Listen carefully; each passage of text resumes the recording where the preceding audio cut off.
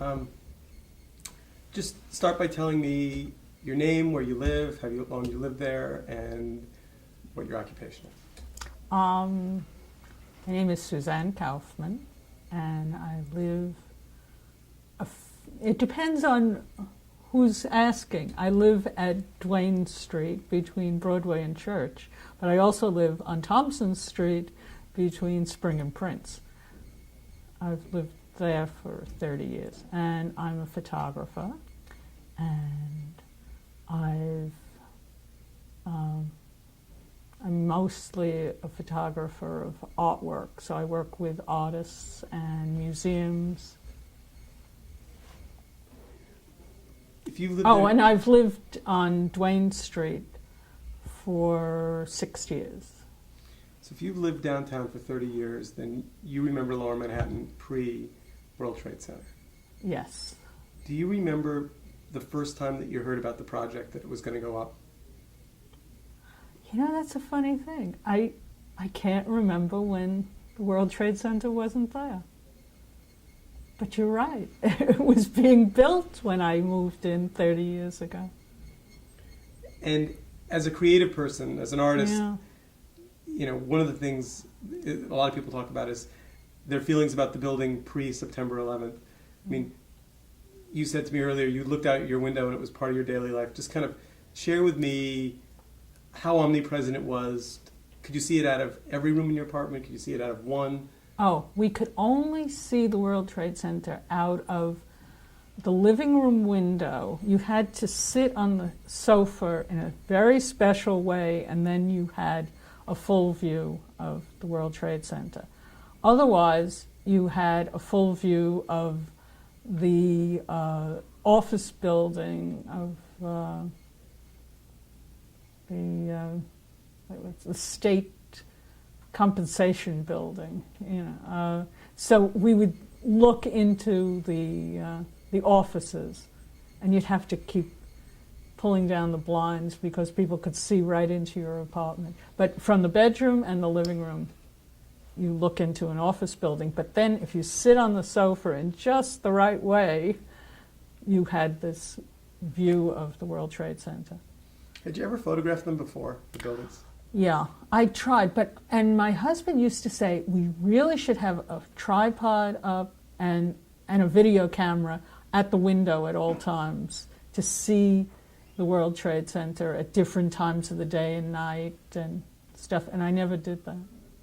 Because he thought something was going to happen? No, he didn't think anything was. He just thought it was fascinating seeing the clouds go by and seeing how different reflections were on it, and you know, and how fog, and you know, it was there. I do have some pictures of those things, but it didn't seem that exciting.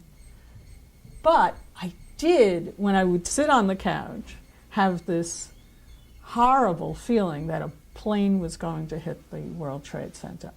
Probably 100 different times I said, oh no, that one's going to hit for sure. And it's an optical illusion that planes making a landing at Newark would go behind the World Trade Center and look like they were about to hit it, but they never did. But this time they did. And you know, and it's a funny feeling to say, I predicted it in some way. And I thought it was an accident when I first saw it. Tell me about the day. What time did you wake up? That's another thing. My husband drives a cab, so he came in at 6:30 in the morning, and I was still awake then. I had slept some, and then I got up and I was walking around. So at 8:45, we were asleep, and we heard something like a rumbling, and I didn't know what it was, and I said, well, maybe a car exploded, and we just went right back to sleep. And then 5 or 10 minutes later, a friend called and said, plane hit the World Trade Center. And I immediately put on jeans and stuff because I got really scared that somehow we were going to have to leave the building. And I ran into the living room, and I saw the flame shooting out of the building, the first flames. And then we started panicking because I wanted to take pictures of it, and then I wanted to get film, and he wouldn't let me out of the apartment. He was scared that there could be people. His big fear was that there would be crowds of people running and that we would be trampled. And actually that's valid. You know, it could have happened. It's not that ridiculous that, you know. Yeah. When you first saw the fire, your thought was an accident, a spectacle, a curiosity, or horror? What was your first emotion? I mean, people I've talked to have said their emotional beats changed over a course of an hour. Yeah. What was the first kind of emotional beat that you remember? First, that it's a terrible accident, and but somehow it would be all right. Plus, I was sort of amazed that a plane could hit it and it wouldn't fall over. And I said, oh, we're safe.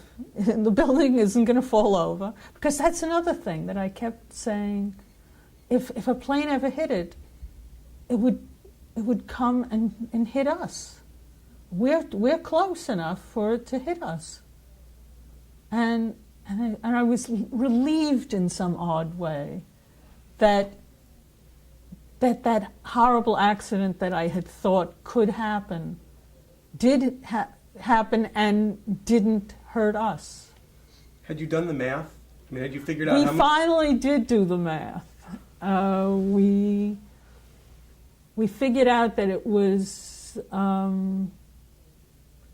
like 500 feet too far. You know, that it's a half a mile or something. Well, 7 blocks is like a third of a mile or something, and we calculated what, you know. But, I mean, obviously, these people who say, well, if it had fallen over, it wouldn't have hit you, are ridiculous, because the debris would have hit us. You know, it would have gone a lot further. And that wheel that landed on Reed Street, I mean, it's incredible. That went 5 blocks. There was a gigantic wheel. And somebody told me that his nephew was standing on Reed Street. And the wheel was like 5 feet away from him when it landed. Susan, one second. How much is that squeaking driving you crazy? It's not driving me crazy in our law. Oh, really? Okay. All right. Here's the other thing while we're stopped. When your eye direction hits a little bit too much on this side, then we get a full reflection, a little bit too much on one of your corners. Oh, I'm not worried about that. I'll just move over here. I'll stay. So I should be looking Actually, over here? Steve can stay over here. Yeah. I'll park right here. All right. How's I take direction well. Yeah. So my guess is that everybody within sight of that building at some point or another has done that math. Has said, how tall is it? How many floors per, a floor is 10 feet. There's probably 4 feet of crawl space. I know I did it. Anyone, if it falls over, what'll happen? And nobody did the other math. I mean, it never, I think it's safe to say that there wasn't a human being on Earth, because the firefighters certainly didn't. Like, this whole idea of building pancaking, I literally don't think it occurred to anyone. Yeah. But it should have. Maybe. Shouldn't it? Because there were maybe those reports were false, that somehow it was built so that it would collapse if something happened? I don't know. But no, but then the stories were that nobody knew that this would happen, and the only reason it happened was because of this unbelievable heat that a normal plane hitting it wouldn't have created. When we saw that second tower go up, we were so sure that it was just the flames shooting from one tower to the other. We didn't think that it was another plane. And that's sort of strange because we didn't see the plane. We were north, and the plane was coming north. But maintenance men in our building said that they were on the roof, and the plane looked like it was coming right towards our building.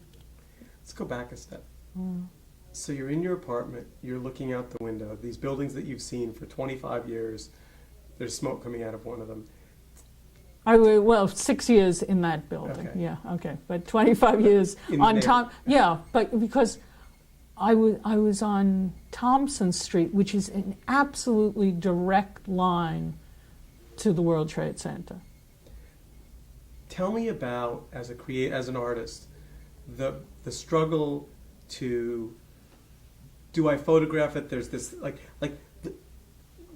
the number of people that pointed cameras at that building. Not sure they did. Not entirely sure why. Something was. I mean, are you a news photographer? Or do you have a history? Have you seen other things in history that you've run and gotten a camera and photographed, or is this really the first time? Yeah, I've tried to photograph other things and not been successful, but I've had a recurrent nightmare. I've had it probably 20 or 30 times in the past 20 years that I'm in a building that a disaster is happening and the camera doesn't work. The film is falling out, the camera jams, horrible things happen. But it might possibly be partly from Catch-22. There's a line in it where this guy is taking pictures in World War II, and somebody says, before the war he was a Life magazine photographer. Suddenly he can't take a picture. He never gets a picture. Either the camera opens up or something. So I had that maybe in my mind, but I have actually, I did once have an experience where I was in Central Park and I was photographing a riot. This was like 69 or something, 70. And the camera jammed and I opened up my camera. I got so panicked that I actually opened up the camera and exposed the film.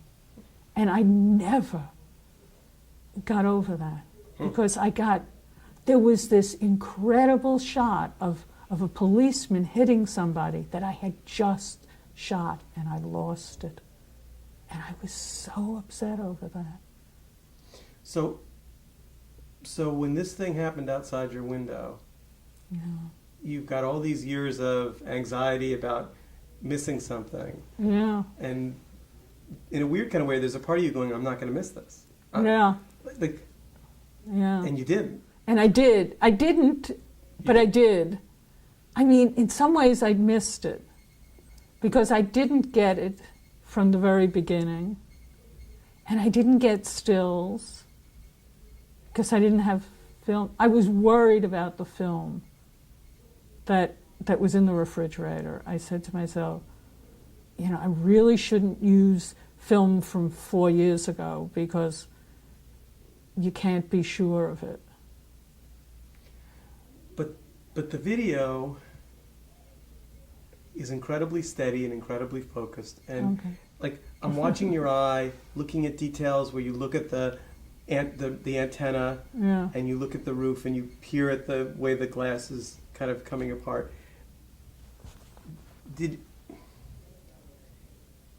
I know a lot of photographers who've said to me that they were drawn to the images and then they felt guilty for photographing them. I did. And then they felt like they had an obligation to photograph them and they had a battle. Tell me about that. It was hard. I mean, I said, I'm photographing the destruction of tens of thousands of people. And it felt so ugly. But then I said, I should be getting it. I'm right here, and other people aren't. Don't have a clear enough view. But it's also my hands were trembling, and I'm amazed that it was as steady as it was, because I really was trembling and worried about. I mean, so many things that somehow. Something was going to happen, that, we're near 26 Federal Plaza, and maybe all of a sudden a bomb was going to go off there. And, there were all these things, and, I didn't know. We jumped ahead a little bit. Yeah. Somewhere between the spectacle and the horror of that first building and the flame jumping to the other building, Yeah. There was a moment where you recognized, first of all, that either by having the television on, that it was a second plane. And then somewhere, and everyone has a different moment, where it became clear to them that this was a terrorist attack, not a horrible accident. Can you remember? But I didn't feel that threatened. I thought something bad was going to happen again, but it was that relief that it didn't harm us. I've even thought about terrorist attacks. Like, I'll be on subways every now and then and think, somebody could set off a bomb here. And I don't know. It's, what would you do? I mean, you hear all these reports, like the sarin thing on the subway in Japan, and then you hear about buses being blown up in Israel, and there's so many things that are possible in New York, and you say someday one of these things is going to happen. So I was relieved on one level that it happened and it didn't cause that much. I don't know, but it did. I mean, I was so conflicted. I said, we're looking at tens of thousands of people dying, and it looks just like a bad movie, like some special effect that's not possible. So it's tough to figure out what my real emotions were. You're a member of a very small group of people who were just outside. I mean, in terms of how it affected you immediately and then your life today, and we'll get to that in a few minutes. We'll look at pictures and things. You weren't so close, like, you were never inside the police court, the checkpoints, or were you? 14th Street. Yeah. Yeah. No, we were. Yeah, we absolutely. were always in it. Plus, to get back into our building. Oh, I mean, I don't know if I should be. We'll get there in a minute. So now it's. And then we were worried about people at Battery Park City and places like that. We have friends there, and then we thought they could be dead. I mean, that was very frightening. Did the phone work? The phone was working, and people were calling from California, and there was constant phone. I mean, we didn't get off that phone probably for 4 hours straight. That people were continuously calling. And then, all of a sudden, at 4 o'clock, the phone stopped working, which was an awful feeling. And the lights went out, and the gas, and the water. But it took until 4 o'clock for it to happen. So we were very confident that we were in a good position, but then it turned out we weren't, because suddenly we had no services. So at what point did you venture out into the street? Because there's some video from the street and there's this video from your... I ventured... That's a good question. I don't know exactly.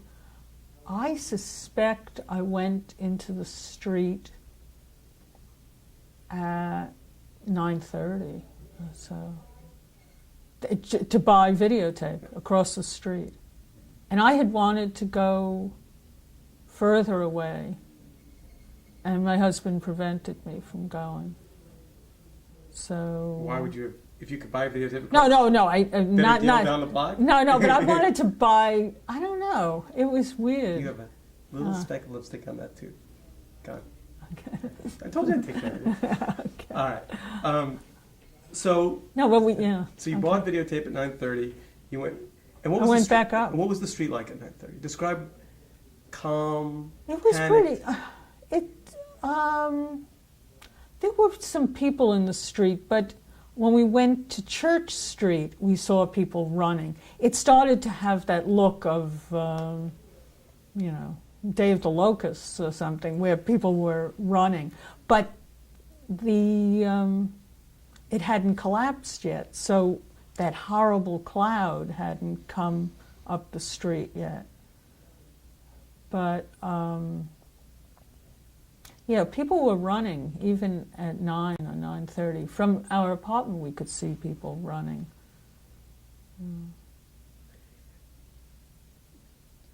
By 1 o'clock in the afternoon, Yeah. when was the next time that you ventured outside? Do you remember? We actually didn't venture out until 4 o'clock, when everything went off. I wanted to go buy water and things, and I'm glad I didn't, because I would have gone over to West Broadway, where it really was bad. I didn't realize how bad it was. But there were stores right across the street from us. We had the fire department there and a little grocery store. And we were very worried about the firemen. Right. It's a funny street. Let's look at some pictures. Okay. Let me see if I pick the right ones.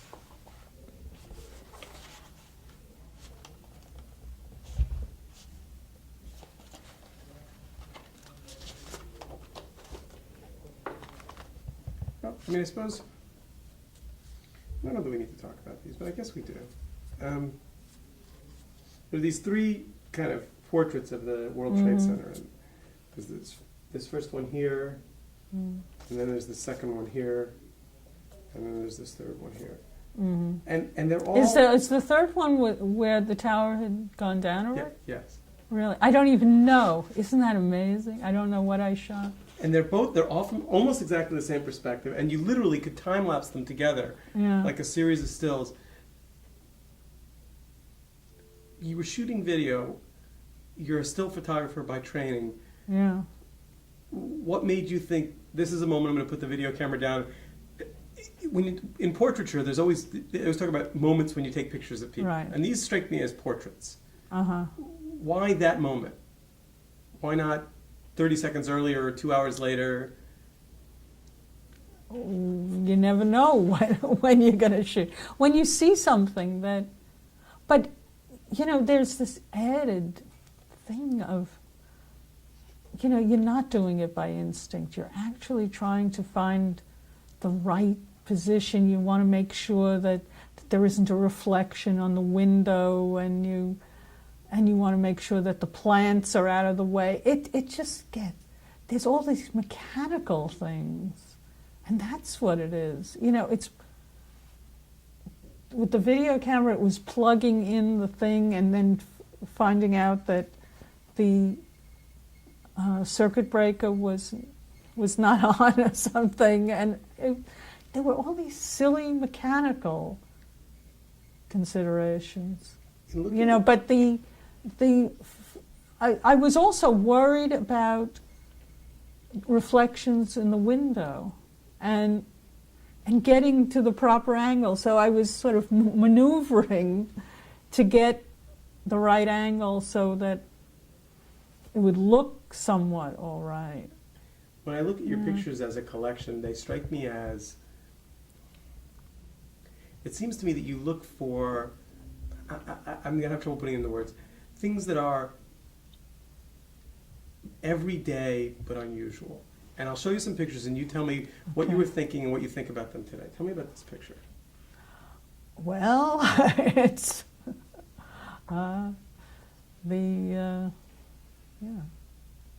Where was it photographed? It was on Broadway, near, I'm trying to think, like Warren Street. It was Broadway and Warren. And we had just come, that's sort of the end of a roll.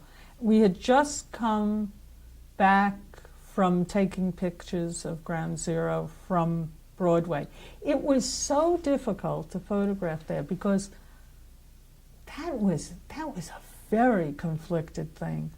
I said I should have shots, but it was such a tourist trap at that point. And the police were looking at everybody as if they were, sort of stupid tourists. And they kept saying, move along, one shot, come on, quick. And, you would stand there for a second and try to frame something, and then a truck would go by.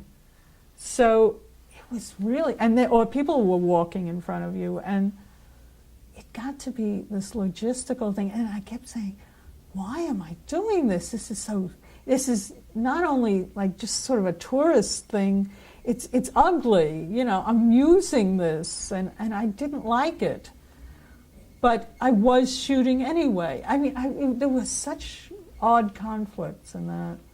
And then, but I had kept 2 or 3 shots at the end of the roll, and suddenly he came along. And I tried to run into the middle of the street to photograph him, and then a truck came by, and I didn't get the angle that I wanted, but I finally shot it. I can't decide if I think he's patriotic or horribly marketing himself in a tragedy. What's your emotional reaction to the picture? I mean, you got thought it. You he nailed was. his face. Right. I thought he was marketing it. That he was using this as, and he probably had his own photographers there photographing him and saying, "Oh, he went to Ground Zero, and look at him." Yeah. And Don King, where would you?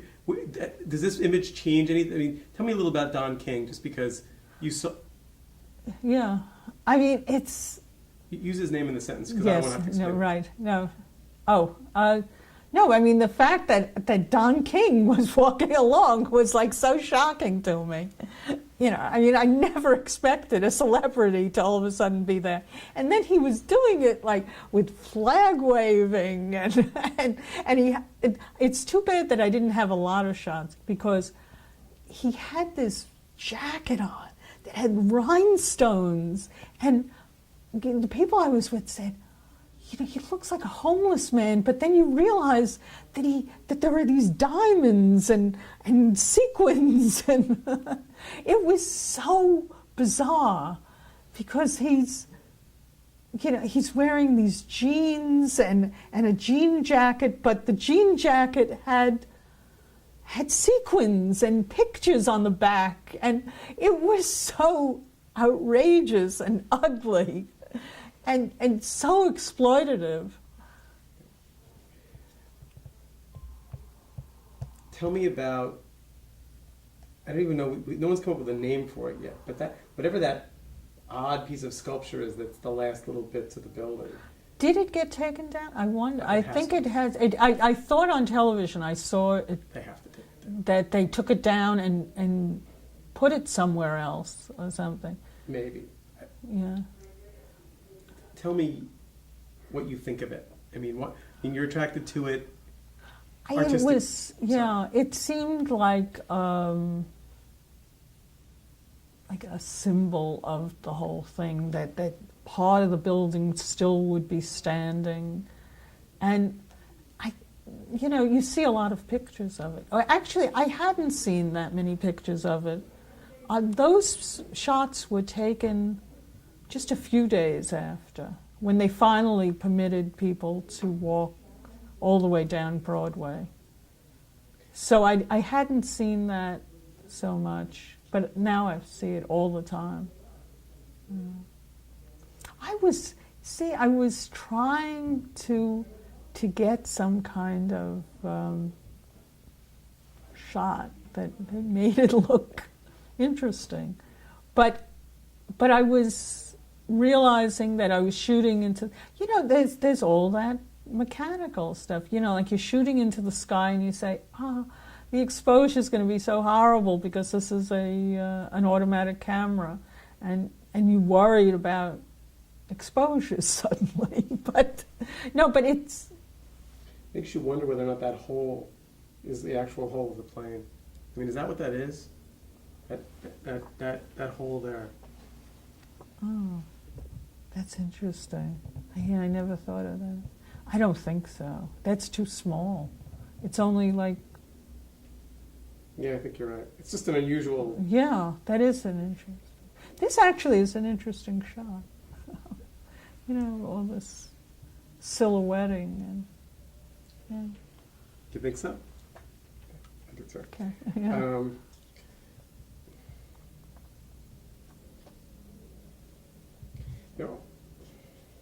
It's funny. This is the first time that I've looked at these photos as for their artistic content. I was doing it informationally, but I mean, my photographer's instinct was trying to make a pretty picture. But I recently saw some shots from Ground Zero that a friend's husband had taken, and they looked so calm and so pretty.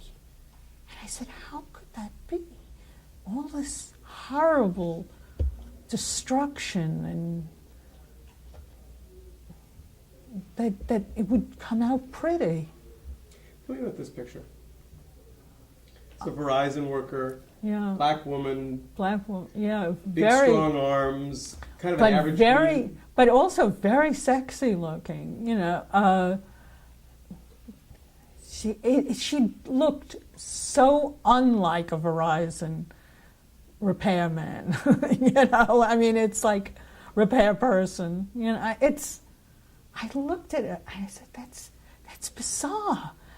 She's looking so sexy and so attractive, and she's doing this tough work, and it's so difficult. But do you remember which day this was? That was what day? I'm trying to think. Does it have a? No. Well, it wouldn't have it. If it had a date on it, it wouldn't. It would be the day that it was processed. Yeah. I mean, I don't have the. I mean, there's all these images of Felix trucks and construction workers and fences. That. I mean, this could be a Verizon poster. It's why I said you seem to have this way of taking kind of. There's a little. I mean, you almost wonder why she's not more disheveled. Yeah. She looked so attractive. I didn't even get her in her full look. I mean, I noticed her and I ran over and I tried to shoot her, and then she sort of disappeared down the hole, so I didn't get the shot that I wanted. My father's convinced that all the Verizon workers that don't look like Verizon workers are FBI agents. That's... I don't think she's... No, but there was a Verizon worker who came to my house. That's another thing that as a woman photographer, I should not be sexist, but I am. And I get this thing where I look down on certain women, and I say, that's ridiculous. No, I mean, it's also that I don't expect somebody who's attractive to be a construction worker or something. And but it's also that I don't have as much respect for women who are in these kind of jobs, and I should, and it shocks me. I mention this to people. Like I said, that this Verizon worker came to my place on Thompson Street to repair the phone, and I was amazed. She knew what she was doing. You know. Tell me about this picture, and then there's a sequence that happens right after it, between the army man and the woman in the black.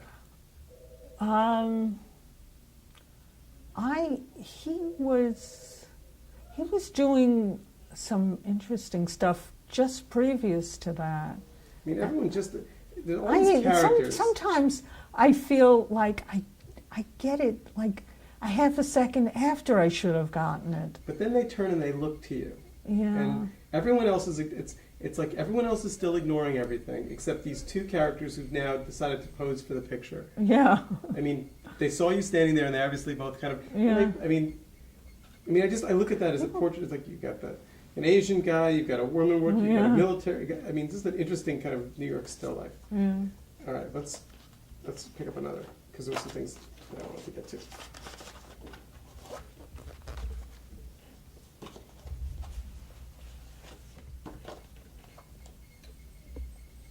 Here's another one of those kind of average New York day pictures. It's a woman with a handbag and good hair and a guy strolling down the street. Yeah. You'd almost think it's just a construction site in New York except for the flag.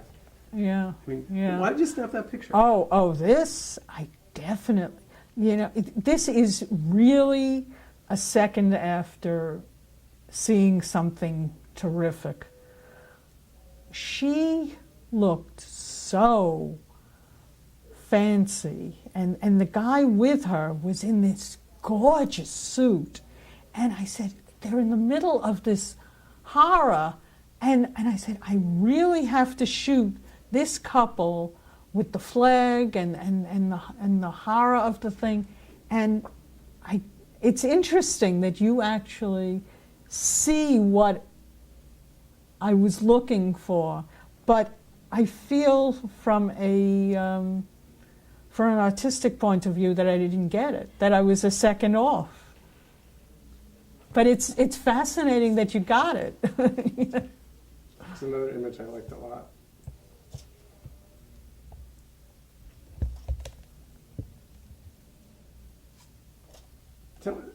Tell me where we are. Tell me where this is. This is a day later, 2 days later, a week later. Oh, and is that near your house? It's, this roll of film, I'm trying to calculate when it was. It was on, what day could it have been? I can calculate it in some ways by the holidays. It was a few days before Rosh Hashanah. Oh, wait, no.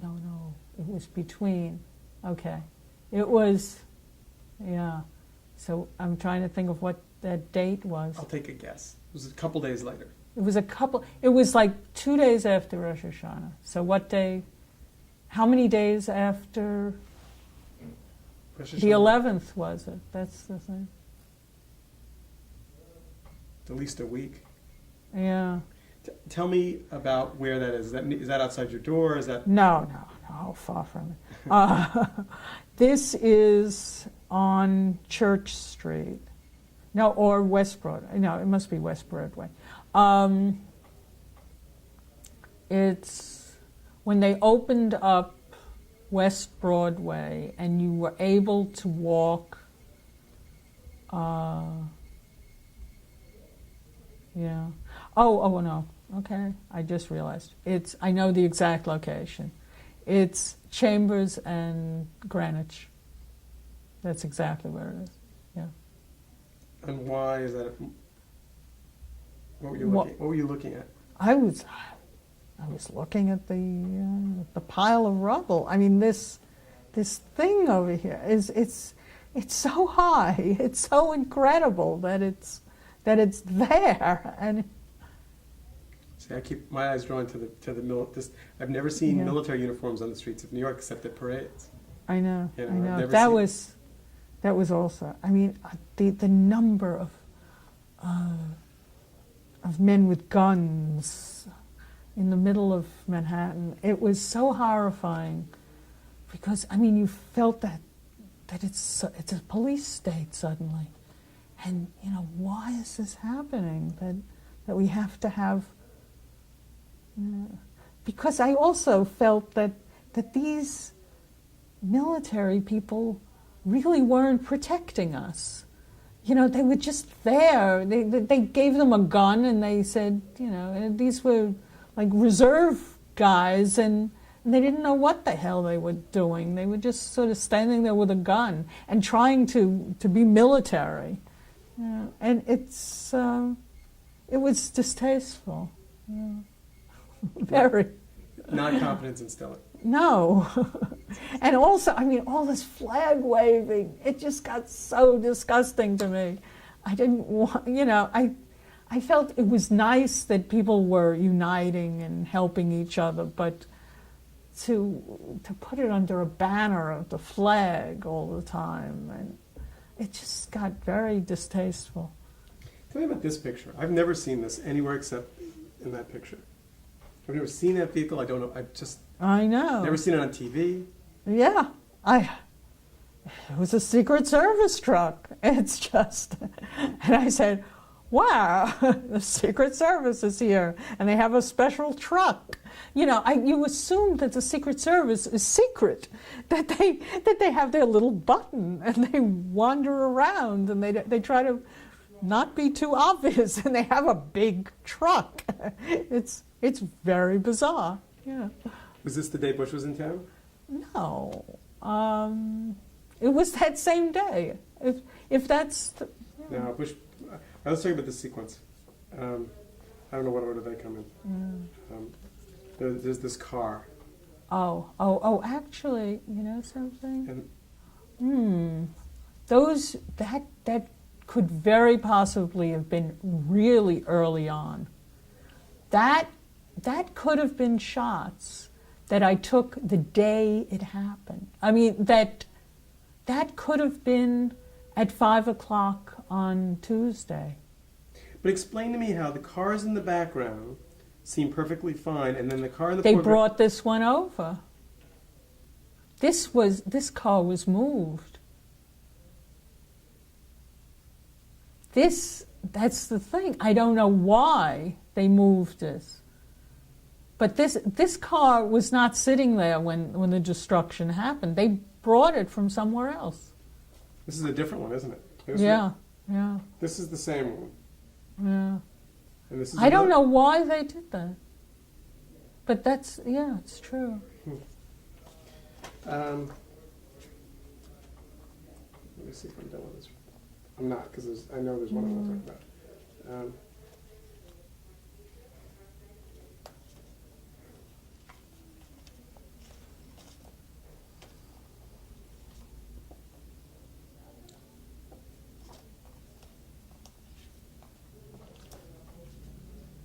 Okay, so I've looked at every picture you shot, and there were tons. I assume that people wrote things on the chalk, people wrote things on the walls. Every amateur poet in the world had something to say, and you, as best as I can tell, only photographed one. That was very early on. That was probably on Wednesday. Could you read it to me? Yeah. Even in our sleep, pain, it's hard to say.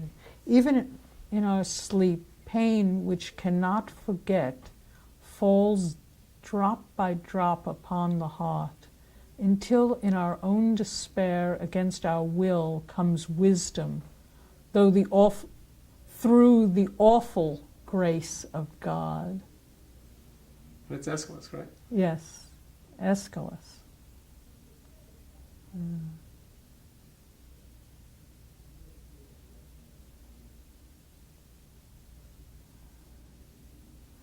Actually, I didn't read it right, did I? Read it again. Yeah.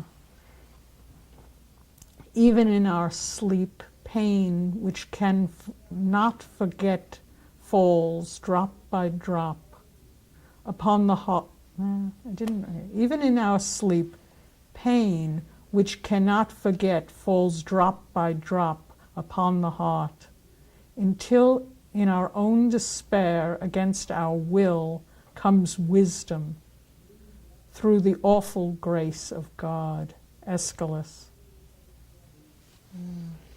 You know, all kinds of passages that didn't seem to have one kind of meaning had different meaning after September 11th. Yeah. And on that note, here's a truck that one would think someone might have painted over. And this may be my favorite picture of all of them, actually. Look at it, but then hand it back to me because I want you to not be looking down when you talk. Yeah. I am sure that was just an accident, that they sent that truck there to help. And that's their slogan. You know, you never forget your first time. There are all kinds of things that seem harmless. Yeah, yeah. Now, when you photographed this truck, it was leaving or coming? That's an interesting question.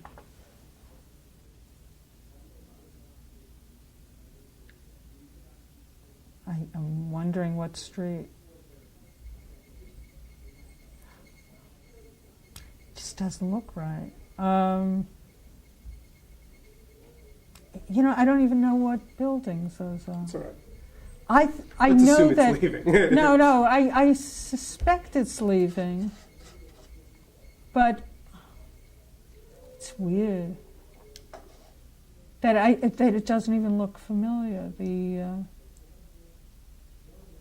I know that this was early on. I took shots on Houston Street, but this doesn't look like Houston. It was very hard for us to move around.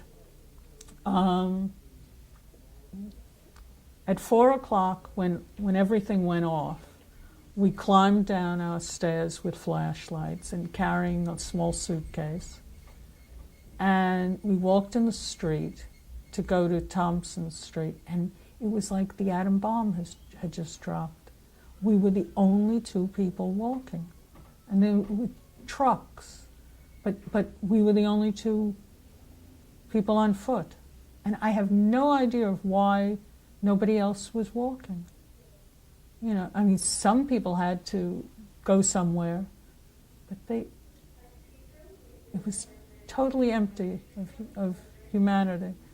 So, and then the next day, in order to just go from block to block, from Houston to Spring Street, you had to go through two checkpoints. It was outrageous. And I went to do some laundry, and they almost didn't let us back in with our laundry. You know, because I only had ID that was from my voting, you know, the voter registration card, and my regular ID said Duane Street, and you had to have ID specifically saying Thompson Street to go through a Thompson Street checkpoint. And my husband didn't have any Thompson Street ID. So, do you own like a studio in an apartment? Then you. I've lived on Thompson Street for 30 years, and it's a rent-controlled apartment. So I have to pretend to be living there officially. That's how we won't put it on TV. That's what your secret's safe with us. But they.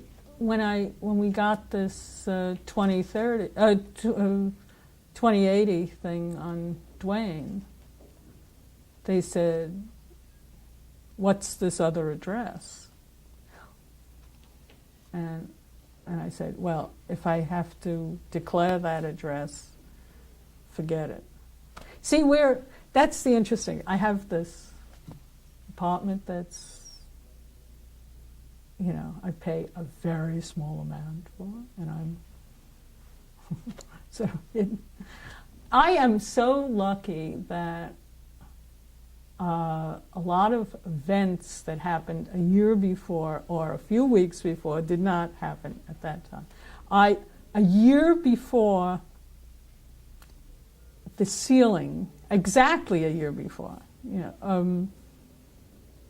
September 2000, the ceiling of my apartment collapsed, and the place it looked like the destruction that everybody has now. And so I went through this nightmare and trying to pull everything out, and in this tiny little apartment that you couldn't maneuver in. And then the windows, after we painted, and it was, but I never really fixed up the place. And then when we were trying to get the paint off the windows, after we did paint, the gigantic window pane smashed. So all winter I had plastic and cardboard in the window pane. And 2 weeks before the World Trade Center happened, I had gotten a glacier to come and put a new window pane in. So if I had not had a brand new window pane, all that smoke and horror would have come into the apartment, even in Soho. I want to just keep track of the emotional 7 days. Mm. So the first was horror at the fact that there was a tragedy, and relief that, in some sense, your worst nightmare, which was the building would tip over on you, hadn't happened. Then there's the lights go out, you walk downstairs. Let's see if we can go through a couple of days. You don't need to be specific, it's more generalities. Day 2, you woke up. Try and see if there's a word for in shock, angry, hurt, mad, sad, confused, disoriented. Pick one. Yeah. Pick 2. Disoriented, confused, but see, there's this sad personal stuff that always gets into it, that I hadn't fixed up the studio so that it was livable. So I was in an apartment that technically should have been livable, and I wasn't. The shower didn't work. It was dirty, because it hadn't been really cleaned properly in 5 years.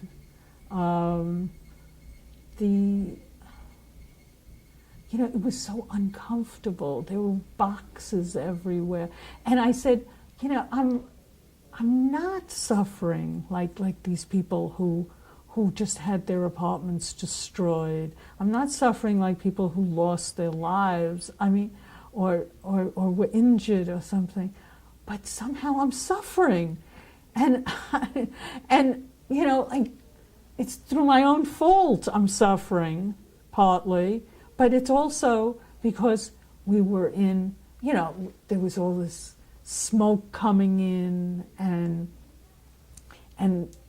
the difficulty of there's no, there were no shops open, you couldn't get food, it was hard to find a restaurant to eat in. I didn't have the proper things.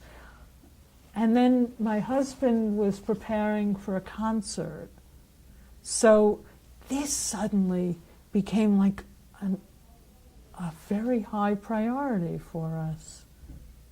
And he had to go back to the apartment and get his word processed, walk up the 14 flights and bring his word processor down the stairs, and it became like this enormous inconvenience. But then I said, but there are all these people who are dead, and all this horror, and I'm just inconvenienced. I'm not hurt. I mean, and so I was like really confused, because it was, I felt selfish. But every time we'd go past a Con Edison person, we would say, when is the electricity going to go on below Canal, and when will we have telephones? And they were looking at us like we were like the most selfish, horrible people, but we were inconvenienced. And I said, so there's this big conflict. How do you try to get a normal life?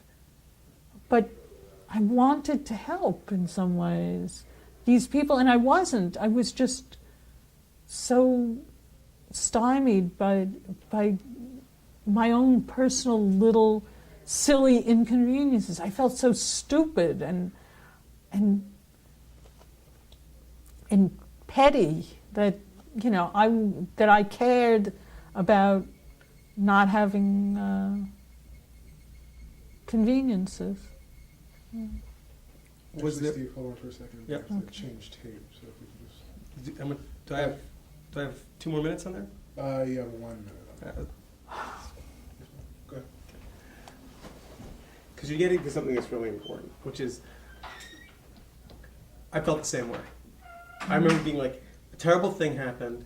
Luckily, there weren't many injuries. There were some a lot of people died. I knew there was not going to be any rescues out of that rubble. But instantly, I knew. Yeah. So that was all fiction to me. We're rescuing people. We're not rescuing anybody. They're building. And I remember thinking, they messed up my city. Yeah. Part of that was, I think, not coming to terms with the fact that the changes weren't temporary, but they were permanent. Was there a moment when things began to get back to normal, and you realized that normal would never be normal again?